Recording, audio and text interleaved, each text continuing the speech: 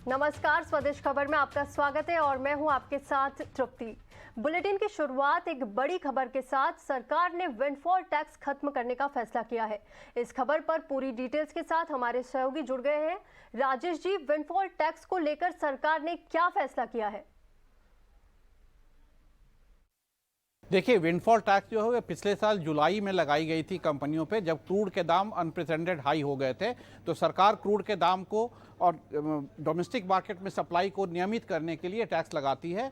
और ये टैक्स तब लगाया जाता है जब कंपनियों को अनप्रेसिडेंटेड फायदा होने लगा। जब क्रूड के दाम बहुत ज़्यादा बढ़ गए थे तो रिफाइनिंग मार्जिन कंपनियों की काफ़ी ज़्यादा हो गई थी और एक्सपोर्ट करने लगे थे काफ़ी कंपनियां। तो डोमेस्टिक मार्केट में क्रूड को स्टेबलाइज करने के लिए सरकार ने ये क्रूड विंडफॉल टैक्स जुलाई में लगाया था और इसे हर 15 दिन पे रिव्यू किया जाता था।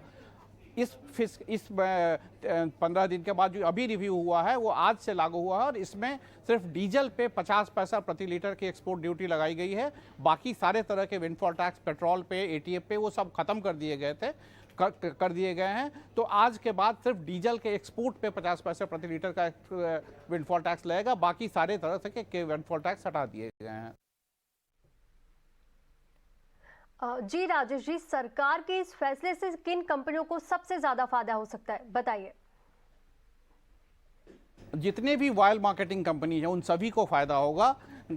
जैसे रिलायंस को फ़ायदा हो सकता है इससे, एचपीसीएल, बीपीसीएल, आईओसी, जितनी भी ऑयल कंपनियां हैं उन सबको फ़ायदा होगा, क्योंकि वो जब एक्सपोर्ट करते थे तो उनको टैक्स देना पड़ता था। सबसे ज़्यादा फ़ायदा रिलायंस को होगा क्योंकि वो सबसे ज़्यादा एक्सपोर्ट करती थी।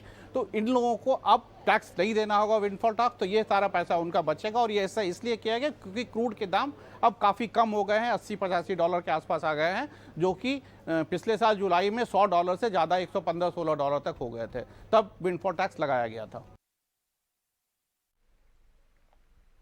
और इकोनॉमी के मोर्चे पर एक अच्छी खबर है। वित्तीय वर्ष 2022-23 में डायरेक्ट टैक्स कलेक्शन के मोर्चे पर एक नया रिकॉर्ड कायम किया। डायरेक्ट टैक्स कलेक्शन 17.5% से ज्यादा बढ़कर 16,60,000 करोड़ रुपए के पार निकल गया। 2022-23 के लिए बजट में 14,20,000 करोड़ डायरेक्ट टैक्स कलेक्शन का लक्ष्य तय किया गया था।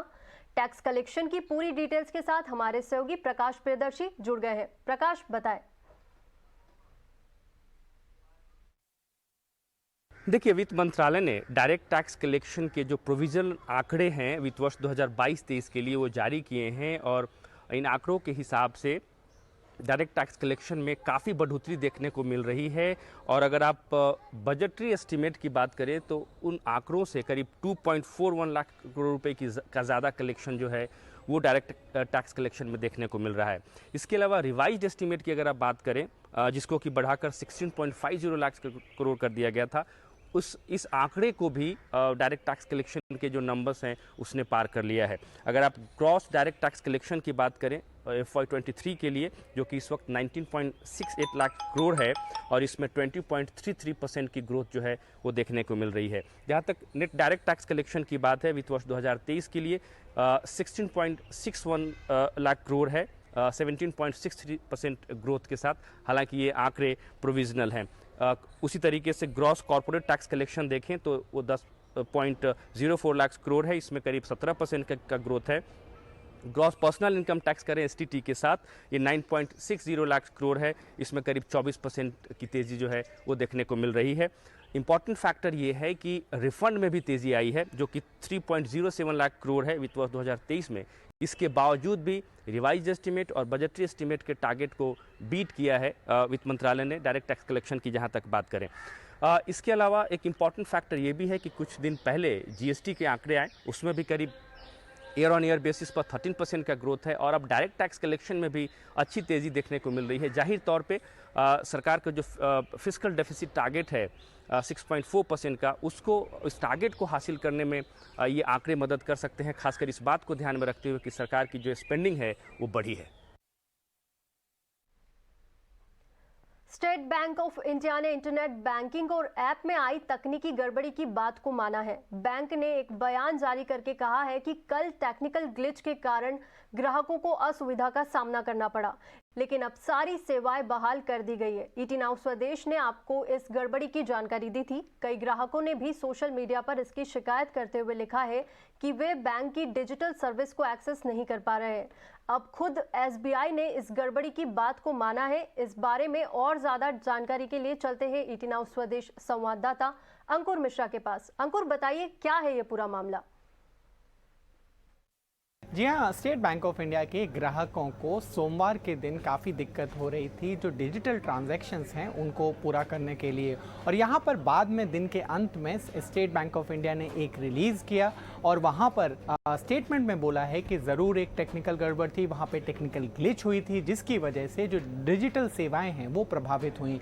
अब पूरा मामला ये है कि स्टेट बैंक ऑफ इंडिया ये पूरी तरीके से क्लेम कर रहा है कि अभी सारी सेवाएं सुचारू रूप से शुरू हो गई हैं, फिलहाल कोई दिक्कत नहीं है। लेकिन हमें जो जानकारी मिली थी उसके मुताबिक ग्राहकों को ब्रांचों में भी जो ट्रांजैक्शंस होते हैं, मनी ट्रांसफर्स होते हैं, वहाँ पर दिक्कतें आ रही थी। कुछ ग्राहकों ने शिकायत की थी सोशल मीडिया पर कि जो बल्क ट्रांजैक्शंस हैं उनमें प्रॉब्लम आ रही है और जो कोर बैंकिंग सर्वर होता है सीबीएस, वहाँ पर सेवाएं प्रभावित थी। इस वजह से बैंक के कर्मचारी बोल रहे थे कि जो मनी ट्रांसफर्स हैं वो नहीं हो पा रहे हैं। हालांकि आज के दिन का छुट्टी है काफ़ी जगह पर महावीर जयंती के कारण, तो बैंक के ब्रांचेस बंद हैं, तो वहाँ से तो कोई अपडेट नहीं है। लेकिन फिलहाल जो डिजिटल सेवाएं हैं वो पूरी तरह से वापस शुरू हो गई हैं, ऐसा स्टेट बैंक ऑफ इंडिया का कहना है। और 6 अप्रैल को आरबीआई की क्रेडिट पॉलिसी आने वाली है। पॉलिसी को लेकर ईटी नाउ स्वदेश ने एक्सपर्ट का एक पोल करवाया है। पोल में क्या निकल कर आया है, जानते हैं हर्ष से। जी हाँ, आरबीआई की और एक एमपीसी कंक्लूड होगी ये पर्टिकुलर हफ्ते में, और जब हम देखें तो और एक 0.25% का रेट हाइक एक्सपेक्टेड है। इकोनॉमिस्ट लार्जली यही कह रहे हैं कि आरबीआई अभी भी अपना ध्यान इन्फ्लेशन पे रखेगा, क्योंकि इन्फ्लेशन जो कि बिलो 6% चला गया था 2 महीने के लिए, अब वापस उसमें एक स्पाइक आई है 6.5% के आसपास। अब इन्फ्लेशन अभी भी स्लाइटली हायर साइड पे। और जब हम एग्री साइड पे भी देखें, मॉनसून के इफ़ेक्ट एग्री पे जो आएंगे उस पे भी एक आरबीआई की नज़र रहेगी कि वो कैसे प्ले आउट होता है और वो कैसे इम्पैक्ट करता है फूड इन्फ्लेशन को आगे जाके, तो वो कमेंट्री पे नज़र रखनी होगी। दूसरी जो चीज़ आरबीआई लार्जली फैक्टर इन करता है अपने मॉनेटरी पॉलिसी में, वो है कि ग्रोथ की ट्रैजेक्टरी कैसे रहती है। अब इन्फ्लेशन, अब रेट हाइक्स, काफ़ी सारे रेट हाइक्स आ चुके हैं। ऑलमोस्ट रेपो 2.75% से बढ़ा है लास्ट ईयर से। तो एक अच्छा रेपो का बढ़ान की वजह से एक ग्रोथ पे एक दबाव आ सकता है, और वो कितना दबाव आएगा FY24 में उस पे स्ट्रीट की नज़र रहेगी। जब लार्जली आरबीआई का करंट एक्सपेक्टेशन है 6.4% ग्रोथ का एक्सपेक्टेशन है FY24 में, तो अब जाके क्या रिविजन्स करेंगे आरबीआई, उस पे भी एक स्ट्रीट की नज़र रहेगी। तो ये 2-3 चीज़ों पे स्ट्रीट की नज़र पर 25 बेसिस पॉइंट 0.25% से हाइक लार्जली ये स्ट्रीट का कंसेंसस है। ब्याज दरों में बढ़ोतरी के कारण मुंबई में फरवरी मार्च के दौरान लग्जरी फ्लैट्स की रिकॉर्ड बिक्री हुई है। कई लोगों का मानना है कि बजट में रेजिडेंशियल प्रॉपर्टी में फिर निवेश पर डिडक्शन सीमा 10 करोड़ लगाने के लिए कारण महंगे फ्लैट्स की बिक्री बढ़ी है। इस खबर पर और जानकारी के साथ जुड़ गए हमारे सहयोगी अनुराग शाह। मुंबई के अंदर प्रॉपर्टी रजिस्ट्रेशन के रेवेन्यू में जनवरी के मुकाबले फरवरी और मार्च में ज़बरदस्त उछाल देखने को मिला, और इस उछाल की बड़ी वजह थी कि जो लग्जरी प्रॉपर्टी या हाई एंड प्रॉपर्टी की जो बिक्री होती है वहाँ पर रजिस्ट्रेशन काफ़ी बढ़े हुए दिखे। इस वजह से रेवेन्यू कलेक्शन है प्रॉपर्टी बिक्री से जुड़ा हुआ वो ज़्यादा देखने को मिला, और इसकी मुख्य वजह थी बजट के अंदर जो ऐलान हुआ था जिसमें कैपिटल गेन की जो डिडक्शन है वो उसकी जो लिमिट है वो 10 करोड़ तक कर दी गई थी, और ये नियम 1 अप्रैल 2023 से लागू हुए। तो 31 मार्च, और बजट आया था 1 फरवरी को, तो फरवरी और मार्च के महीने में बड़ी संख्या में जो है प्रॉपर्टी रजिस्ट्रेशन देखने को मिले, क्योंकि 31 मार्च तक किसी भी तरह की लिमिट नहीं थी, और 10 करोड़ के जो कैपिटल गेन डिडक्शन की लिमिट है वो 1 अप्रैल से लागू हुई है। तो इसलिए फरवरी और मार्च के महीने में जनवरी के मुकाबले रजिस्ट्रेशन ज़्यादा देखने को मिले। जो रेवेन्यू कलेक्शन है स्टैम्प ड्यूटी रजिस्ट्रेशन का वो ज़्यादा देखने को मिला। मार्च के अंदर ये जो रेवेन्यू कलेक्शन था ये दर्ज किया गया 1225 करोड़, जबकि यही रेवेन्यू कलेक्शन जनवरी के महीने में 692 करोड़ था। इसी तरह से फरवरी के अंदर भी जो रेवेन्यू कलेक्शन था वो 1111 करोड़ रुपए दर्ज किया गया। अगर नंबर ऑफ प्रॉपर्टी रजिस्ट्रेशन की बात करें तो मार्च के अंदर जो प्रॉपर्टी रजिस्ट्रेशन हुए वो 13,151 हुए, जो कि जनवरी के महीने में 9,000 के करीब थे। तो बड़ी संख्या में जो रजिस्ट्रेशन हुए, हाई एंड प्रॉपर्टी के रजिस्ट्रेशन भी बड़ी संख्या में देखने को मिले हैं। और इसकी मेन वजह है कि जो 1 अप्रैल से नए नियम लागू हुए, जहां पर री इन्वेस्टमेंट आप करते हैं, प्रॉपर्टी खरीदते हैं, तो कैपिटल गेन की जो लिमिट है वो 10 करोड़ कर दी गई है। और अब बात अमेरिकी बाजारों की, तो लगातार 3 दिनों की तेजी के बाद कल अमेरिकी बाजारों में मिला जुला कारोबार देखने को मिला। डाउ चौथे दिन बढ़त के साथ 327 अंक चढ़कर 33,600 के पार बंद होने में कामयाब रहा। दिन के निचले स्तरों से रिकवरी के बाद S&P 500 में 0.25% से ज्यादा की तेजी रही, लेकिन नैस्डैक में लगातार 3 दिनों की तेजी के बाद गिरावट देखने को मिली है। करीब 0.25% की गिरावट के साथ बंद हुआ है नैस्डैक। कमजोर बिक्री आंकड़ों के चलते ट्रेड के दौरान टेस्ला का शेयर करीब 7% तक टूटा। UBS के शेयर में भी करीब 3% की गिरावट देखने को मिली है।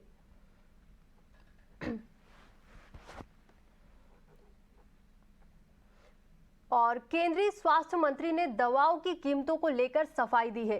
केंद्रीय स्वास्थ्य मंत्री के मुताबिक इस मुद्दे पर बेवजह पॉलिटिक्स की जा रही है। सरकार ने आवश्यक दवाइयों की लिस्ट जारी की है। इसके आधार पर 651 दवाइयों की कीमतें तय है और 1 अप्रैल को तय WPI के मुताबिक आवश्यक दवाओं की कीमतें पिछले साल से 7% तक कम है। ज्यादा जानकारी दे रहे हैं हमारे सहयोगी समीर दीक्षित। दवाइयों की कीमतों के मोर्चे पर ये बड़ी खबर है। स्वास्थ्य मंत्रालय के सूत्रों के मुताबिक जो अति आवश्यक यानी कि एसेंशियल ड्रग्स हैं, उनकी कीमतें इस साल भी पिछले साल की तुलना में तकरीबन 7% कम रहेंगी। ये तब है जब 1 अप्रैल से 12% WPI होलसेल प्राइस इंडेक्स लागू होगा, जिसके चलते कई दवाइयों के दाम बढ़े हुए नजर आएंगे। लेकिन जो अति आवश्यक दवाइयाँ हैं, जो एसेंशियल ड्रग्स हैं, उनकी कीमतों में अभी भी पिछले साल की तुलना में 7% की कमी बाजार में रहेगी। दरअसल साल 2022 में मोदी सरकार ने एसेंशियल दवाइयों की लिस्ट जारी करी थी, जिसमें तकरीबन 870 दवाइयों की सूची सरकार ने जारी की थी और उसके बाद NPPA अथॉरिटी ने उन 870 की दवाइयों की जो प्राइसिंग है उसको फिक्स करने के लिए कदम बढ़ाए थे। अब तक 651 दवाइयों की कीमतें जो हैं वो फिक्स कर ली गई हैं, जबकि जो बाकी बची हुई दवाइयां हैं उनकी भी कीमतें NPPA द्वारा अगले कुछ दिनों में तय कर ली जाएंगी। लेकिन इन जो एसेंशियल दवाइयां हैं उनकी कीमतों को अगर पिछले साल की तुलना में देखा जाए तो अभी भी वो मार्केट में तकरीबन 7% कम रहेंगी। सरकार का मत ये है कि वो निगाह रखती हैं और कंट्रोल बना करके रखती हैं जो एसेंशियल दवाइयां हैं उनकी कीमतों पर। यही वजह है कि पिछले साल की तुलना में इस साल भले ही WPI 1 अप्रैल से 12% का वो लागू होगा, लेकिन जो एसेंशियल दवाइयों की कीमतें हैं वो ऑन एन एवरेज तकरीबन 7% कम रहेंगी। इसके साथ ही साथ सरकार की तरफ से ये भी बात समझ में आ रही है कि साल 2013 में जो DPCO drug price control order जो लागू किया गया था, जिसका मकसद यही था कि जो ड्रग्स की कीमतें हैं वो नियंत्रित रहें, उसी को आधार लेकर के सरकार आगे चल रही है। कुल मिलाकर के मकसद यही है कि ज़्यादातर दवाइयां जो ज़रूरी बीमारी में काम आती हैं उनकी कीमतें नियंत्रित रहें और सरकार का मत है कि अभी भी कीमतें इतना काबू में है कि पिछले साल की तुलना में 7% मार्केट में कम ही बिकेंगी। फाडा यानी federation of automobile dealers association ने मार्च ऑटो बिक्री के आंकड़े जारी कर दिए हैं। आंकड़ों के साथ ही FY24 को लेकर फाडा का क्या आउटलुक है, पूरी डिटेल्स के साथ हमारी सहयोगी ऐश्वर्या पाटिल जुड़ गई है। ऐश्वर्या बताएं। Federation of automobile dealers association का ऑटो सेल्स डेटा आ चुका है और देख रहे हैं कि 2 wheelers, 3 wheelers, commercial vehicles, passenger vehicles, इनमें एक ग्रोथ नज़र आ रही है, डबल डिजिट ग्रोथ। सबसे पहले 2 व्हीलर्स की बात करें तो वो 12% ईयर ऑन ईयर की ग्रोथ देखी जा रही है। अगर 3 व्हीलर्स की बात करें तो वो भी कुछ अच्छे नंबर्स दिख रहे हैं, 69% ईयर ऑन ईयर ग्रोथ दिख रही है हमें। पैसेंजर व्हीकल्स की बात करें तो वो 14% बढ़कर आए हैं इस वक्त ईयर ऑन ईयर, और कमर्शियल व्हीकल्स जो है 10% की ग्रोथ दिख रही है ईयर ऑन ईयर। अब जो वीकनेस है वो हमें ट्रैक्टर और टू व्हीलर सेगमेंट में दिख रही है। टू व्हीलर्स में पर्टिकुलरली रूरल इंडिया में जो है अभी तक इन्फ्लेशनरी प्रेशर्स की वजह से टू व्हीलर्स जो है रूरल एरियाज़ में उनकी थोड़ी सी वीकनेस, थोड़ा सा प्रेशर देखा जा रहा है। और ट्रैक्टर सेगमेंट भी सिर्फ सिंगल डिजिट में ग्रो हुआ है 4% ईयर ऑन ईयर। तो ओवरऑल जो है ऑटो सेल्स डेटा में देखें FY24 का आउटलुक ये है कि जो हाई ग्रोथ पीरियड है वो अब ख़त्म हो चुका है, और FY24 में फाड़ा का कहना है कि एक टेपर्ड, एक नैरो डाउन ऑफ ग्रोथ देखी जाएगी ऑटो सेल्स डेटा में। और बैंकिंग सेक्टर के दिग्गज आदित्य पुरी की जिंदगी पर उनकी पत्नी अनीता पुरी ने आदित्यनामा के नाम से एक किताब लिखी है। इस किताब में आदित्य पुरी की जिंदगी और करियर को समेटा गया है। किताब लॉन्च होने के मौके पर हमारे सहयोगी अजय शर्मा ने आदित्य पुरी और अनीता पुरी से खास बातचीत की। सुनते हैं बातचीत के कुछ अंश।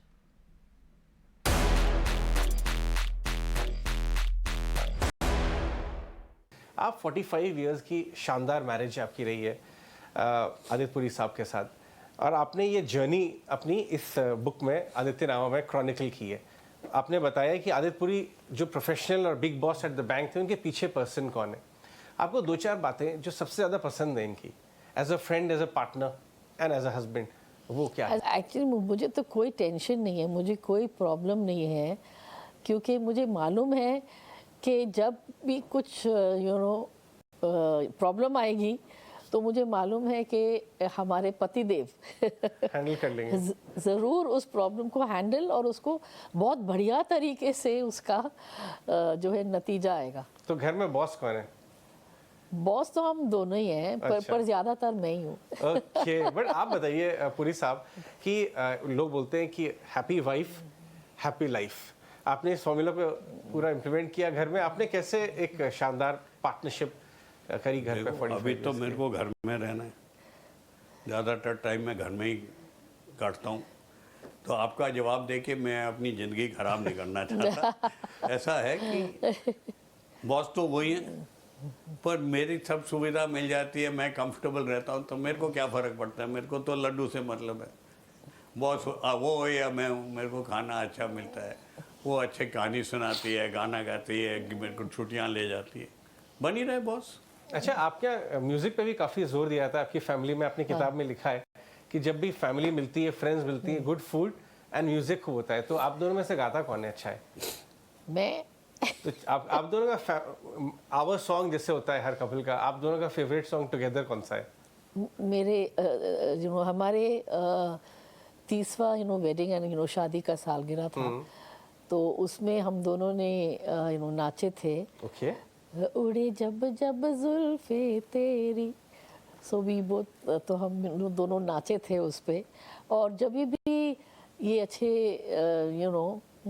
सौरभ इश्क वाले मूड में हैं, तो फिर वो गाते हैं सोने जैसा पुरी साहब कौन सा गाते हैं आप? Please 2 line. मेरा तो घोड़े की आवाज है यार। आप ही गा दीजिए, चलिए 2 लाइन। सोने जैसा रंग है तेरा, नहीं चांदी जैसा, सॉरी, चांदी जैसा रंग है तेरा, सोने जैसे बाल, एक तू ही धनवान है गोरी, बाकी सब कंगाल। ये है सीक्रेट। आप देखिए कितनी खुशी खुशी। No, and we like all, we like this. We love ghazals. Ghazals. We love jazz. We go all over, whether it's Frankfurt or it's Italy or it's New York. We love jazz. We love ghazals. We like old Hindi songs. तो music खूब मजे, life मजे की life. अच्छा, जाने से पहले एक सवाल मैं आपसे पूछना चाहूँगा, वो ये कि आपने इतना बड़ा फैसला लिया था कितने साल पहले, 35 इयर्स पहले, 45 इयर्स पहले, कि मैं अपनी वाइफ को फैमिली के साथ समय बिताऊंगा, मैं वापस जाता हूँ। बढ़िया कंफर्टेबल लाइफ थी केएल में। हाँ। तो आपने एक इंडिया बेट ली थी तब। हाँ। अब सब बोल रहे हैं कि इंडिया की सेंचुरी है, इंडिया की डेकेड है। तो आपके पास तो इतना बड़ा कैनवस है जो आपने इंडिया को इवॉल्व होते देखा है। तो अब यहाँ से आपको इंडिया पे क्या नजर आता है, 1-2 डेकेड की बात करें तो? पहले तो मेरा तो दिल है, तो मैं हिंदुस्तानी। वो क्या है, वो जूता है जापानी, वो सब है हिंदुस्तानी। मेरे को यहाँ का खाना अच्छा लगता है, मेरे को लोग अच्छे लगते हैं, और अपना घर होता है। और मैं तो इंडिया का बुल शुरू से रहा हूँ, पर अब जो है विद द राइट पॉलिसी जो प्रधानमंत्री साहब ने किए हैं और उनकी गवर्नमेंट ने किए हैं, मैं कोई पॉलिटिकल कंट्रोवर्सी में नहीं पढ़ना चाहता। मैं तो रिजल्ट्स पर देखता हूँ ना। फास्टेस्ट ग्रोइंग कंट्री, एम्प्लॉयमेंट भी बढ़ रही है, अपॉर्चुनिटीज़ भी बढ़ रही हैं, वो फाइनेंशियल इंक्लूजन लोगों को भी मिल रहा है। आप जाके देखो, उनके अकाउंट में पैसा आता है, उनको घर के लिए मिला है, उनको गैस मिली है, आगे नौकरी का हो रहा है। और हमारा जो अभी स्ट्रक्चर है वो दुनिया में हमारी सबसे यंगेस्ट पॉपुलेशन है। तो जैसे मैंने बोला था कि बिटवीन चाइना थोड़े मुश्किल में है, चाइना +1 है, इधर मैन्युफैक्चरिंग का फोकस है, आत्मनिर्भर का फोकस है, एम्प्लॉयमेंट का फोकस है, हेल्थ का फोकस है, टेक्नोलॉजी में वैसे ही माहिर हैं, पर लोगों को मालूम नहीं हम बहुत चीज़ें में माहिर हैं। हमारा खाना भी अच्छा है, हमारा fruits in fact I can't believe Malaysia is close two hours if not more, तो इतना सा है। सो हमारा हिंदुस्तान बुलंद। तो नेक्स्ट 10-20 साल आपको ज़बरदस्त ग्रोथ दिखती है। टोटल जिंदाबाद, हिंदुस्तान जिंदाबाद। Perfect. बहुत बहुत शुक्रिया. Thank you very much for joining us today. Thank you so much Thank for you. having Now us it's over. Swadesh. Thank you. Thanks, It's been Mr. Puri, for lovely. being Thank such a you. support. Thank you Thank so you. much.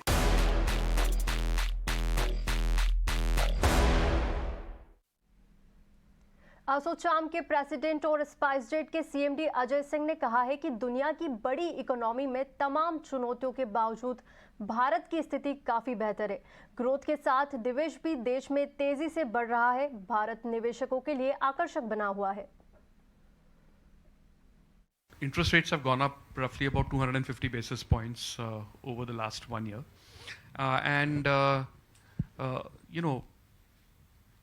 I think it has kept inflation under control. It's accounted for external shocks that we've seen in the economy.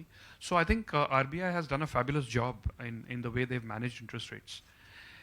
We do feel, however, that at this time,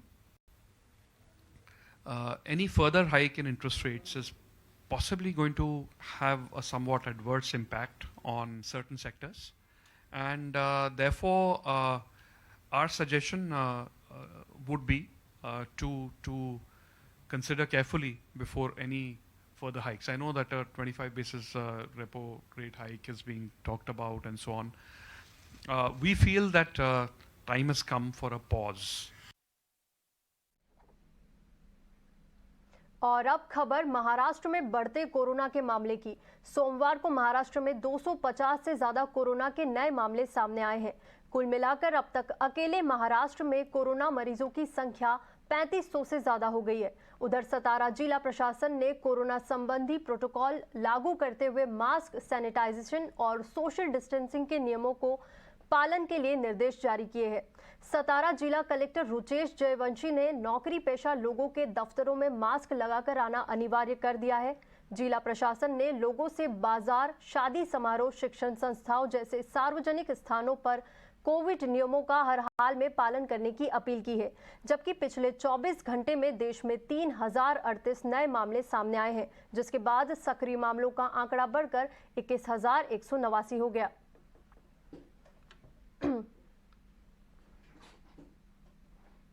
America के पूर्व राष्ट्रपति Donald Trump एक porn star को रिश्वत देने के आरोप में आज मैनहट्टन कोर्ट में पेश होंगे।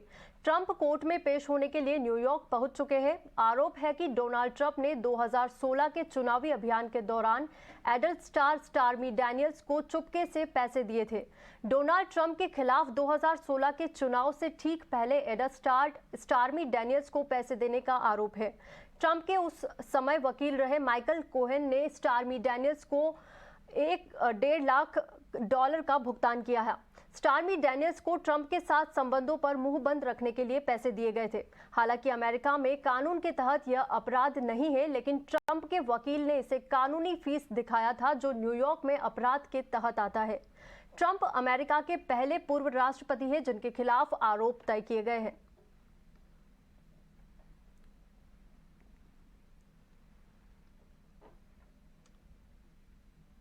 और फिलहाल स्वदेश खबर में इतना ही। ईटी नाउ स्वदेश पर खबरों का सिलसिला जारी रहेगा।